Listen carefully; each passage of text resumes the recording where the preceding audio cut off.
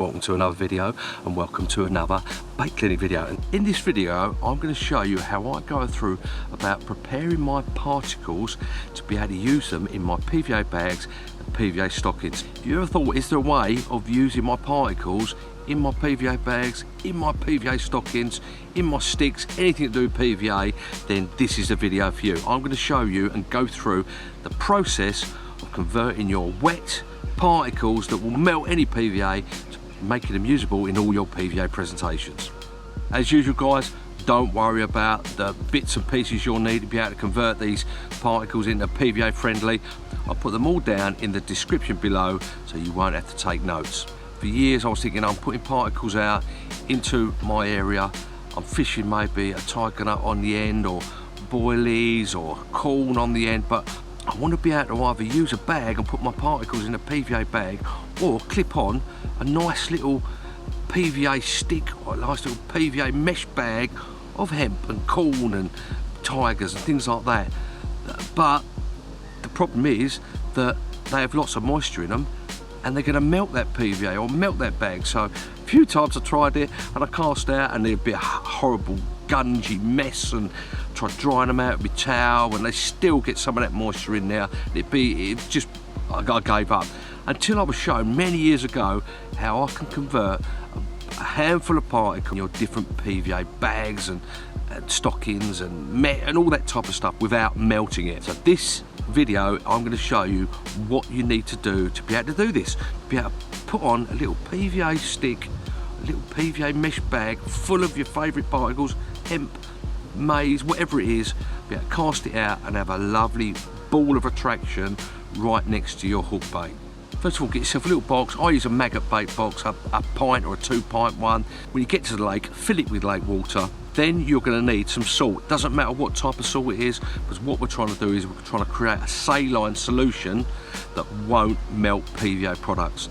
So get yourself some salt, table salt, sea salt, any salt from the supermarket. Give it a very, very good helping of salt into the water. Use a spoon and really mix it up. You really want to get that salt into all of that water.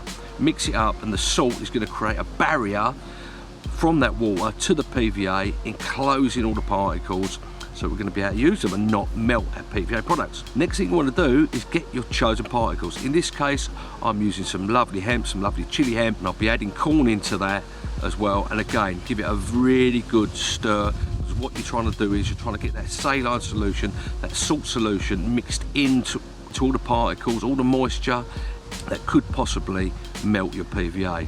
So once we've done that, we've given it a good mix, let it settle, give it another good mix again, and then what you want to do is get your spoon, get your PVA. In this way I'm using some really fine mesh.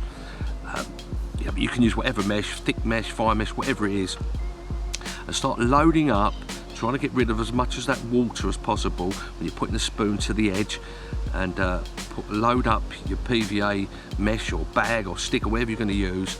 Keep loading it up till you get nice little hookable portions. I like to use with the mesh bags. That's what I like to use it for, the mesh bags. Don't really use it with PVA bags, but you can do. It's a very effective method.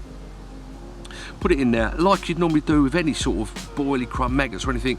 Tie it off, you know, push it down, create a nice loop, tie it off, trim it down, and there you have a perfect little bag, little mesh PVA bag of particles of your choice that's going to melt when you cast it out into the water.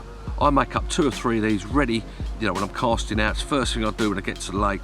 I'll make up a few of these and I'll put them in one of these pots. Get yourself one of these pots and you can actually store the little PVA mesh bags like this in these little pots full of liquid, full of water and salt.